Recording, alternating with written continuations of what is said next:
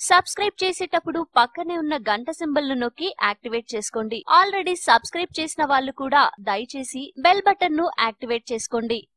నరేంద్ర మోడీ 1500 నోట్లను రద్దు చేసి ఆ డబ్బు మొత్తం డిసెంబర్ 31 లోపు బ్యాంకుల్లో జమ చేయాలని దేశం మొత్తానికి ఒక తాకీదు జారీ చేసిన విషయం తెలిసిందే. దీంతో ఎక్కడెక్కడో మూలననక్కిన డబ్బుతో సహా అంతా బ్యాంకులకు చేరింది. ఇలా జమైన 15 లక్షల కోట్ల డబ్బుల్లో 4 లక్షల కోట్లు ఇప్పటి వరకు ఫిక్స్డ్ డిపాజిట్లుగా మారాయి. అంటే ఆ మొత్తాన్ని ఎవరికో ఒకరికి అప్పు ఇచ్చి వ్యాపారం చేయాల్సిన కర్తవ్యం ఇప్పుడు బ్యాంకుల ముందుంది. కార్పొరేట్లకు, బడా పారిశ్రామికవేత్తలకు అప్పులు ఇచ్చినా చాలా వరకు తిరిగి రాకపోవడంతో అసలుకే మోసం వస్తోందని గమనించిన బ్యాంకులు ఇప్పుడు సాధారణ మధ్యతరగతి వర్గాలకు రుణమివ్వాలని నిర్ణయించాయి. దీంతో హామీ లేని రుణాలు ఇచ్చేందుకు కాస్త క్రెడిబిలిటీ ఉన్న వారి తలుపులు తట్టేందుకు సిద్ధమవుతున్నాయన్నమాట.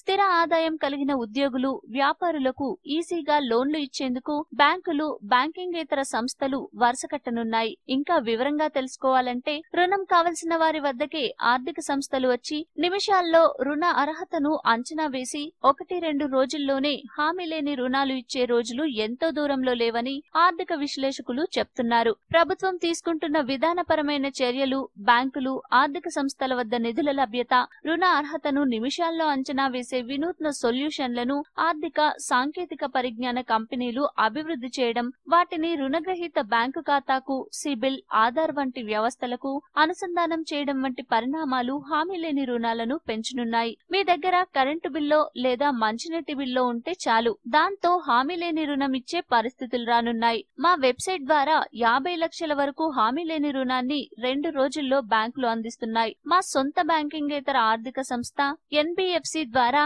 50,000 నుంచి 3 లక్షల రుణాన్ని ఇస్తున్నాం అని ఇన్స్టా ఈఎంఐ ముఖ్య కార్యనిర్వహణ అధికారి హను ఎడ్లూరి తెలిపారు.